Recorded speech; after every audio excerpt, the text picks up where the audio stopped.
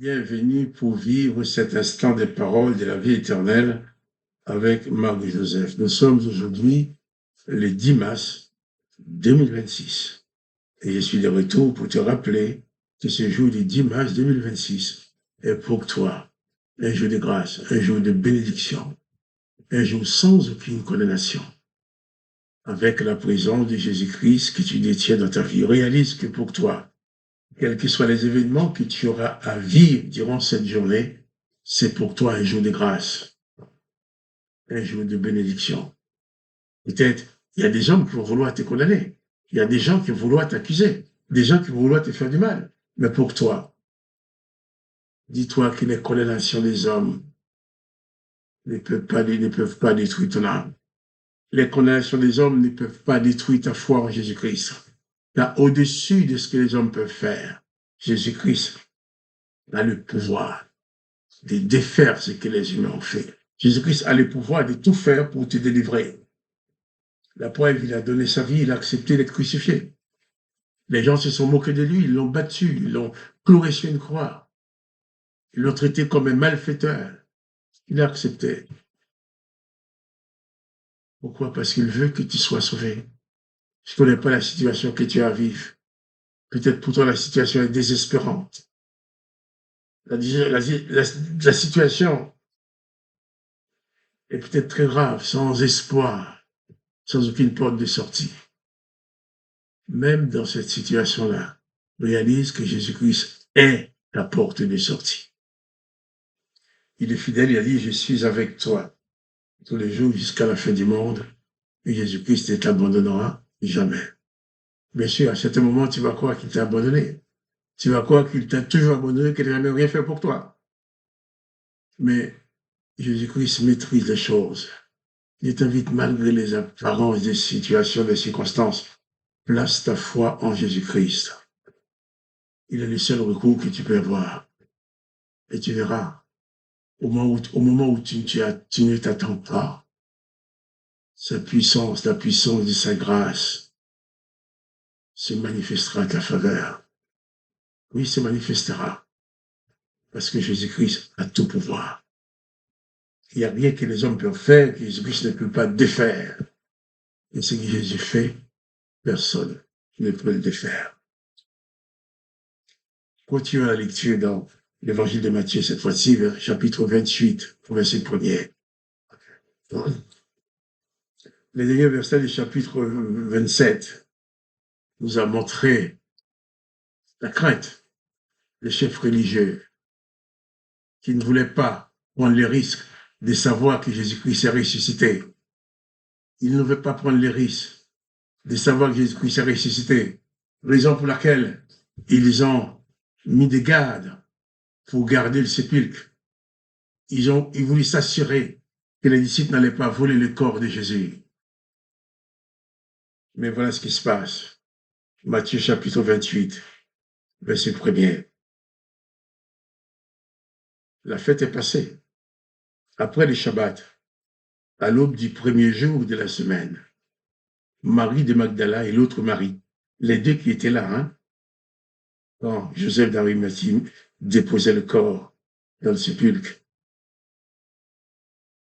Après le Shabbat, à l'aube du premier jour de la semaine, Marie de Magdala et l'autre Marie allèrent voir le sépulcre. Et voici, il y eut un grand tremblement de terre, car un ange du Seigneur descendit du ciel, vint rouler la pierre et s'assit dessus. Son aspect était comme l'éclair et son vêtement blanc comme de la neige.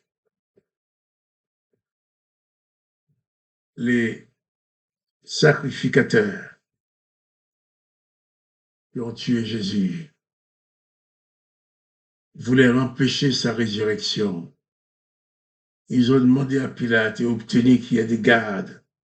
Pilate leur a donné l'autorisation de placer des gardes devant la tombe pour empêcher Jésus de sortir du tombeau. Donc pour empêcher les disciples de venir voler le corps. Mais toutes les barrières que les humains peuvent dresser devant toi pour ne pas que tu t'en sortes. Toutes ces barrières sont et seront renversées par la puissance de Dieu. Les gardes étaient là. Les gardes étaient là. Et voici, Matthieu 26, verset 2, il y a un grand tremblement de terre. Ça, ces tremblements de terre, les mêmes tremblements de terre qu'il y a eu lorsque Jésus était mort sur la croix, qui a ouvert les sépulcres pour faire sortir les morts du tombeau. Un autre tremblement de terre. Car un ange du Seigneur descendit du ciel et vint rouler la pierre et s'assit dessus. La terre tremble, mais ce n'est pas seulement la puissance du tremblement de terre qui a roulé la pierre, mais en plus, un ange du Seigneur descendit du ciel, vint rouler la pierre et s'assit dessus. Son aspect était comme l'éclair et ses vêtements blancs comme la neige. Les gardes tremblèrent de peur et devinrent comme morts. Les gardes tremblèrent de peur et devinrent comme morts. On les avait mis devant le tombeau pour empêcher aux disciples de venir dérober le corps du maître pour dire ensuite qu'il est ressuscité. Mais non, les disciples n'ont rien à faire là-dedans. C'est la puissance même du Dieu Tout-Puissant qui envoie son ange.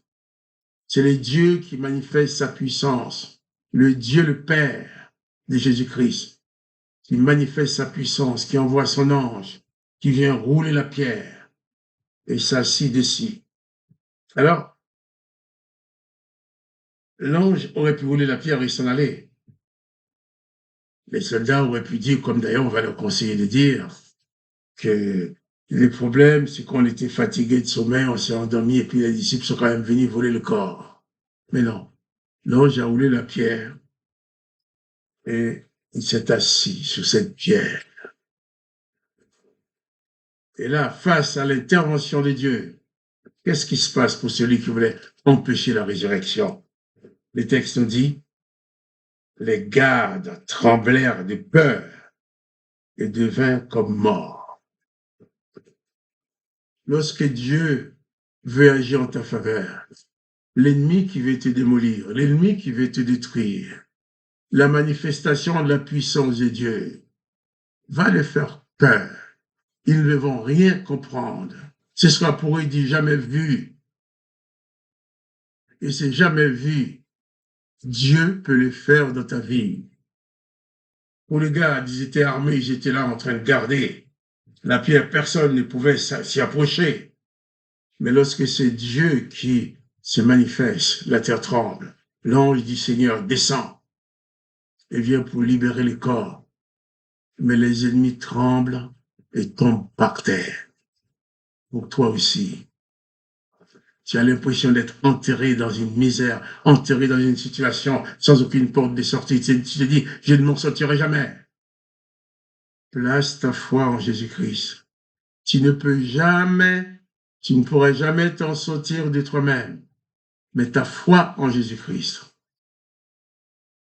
peut faire manifester la puissance de Dieu de façon extraordinaire pour te sortir de là où tu es.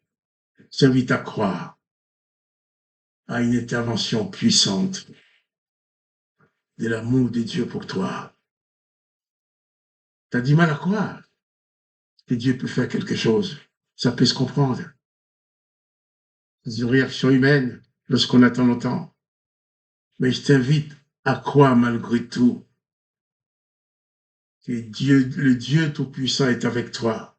Place ta foi en lui. Et c'est lui qui viendra rouler la pierre devant ce tombeau dans lequel tu es enfermé pour te faire sortir. Et nous continuerons la lecture. Demain, Dieu voulant. Je t'ai dit, place ta foi en Jésus-Christ. Il accomplira dans ta vie ce qui te paraît impossible aujourd'hui. Et je dis à demain pour les paroles de la vie éternelle.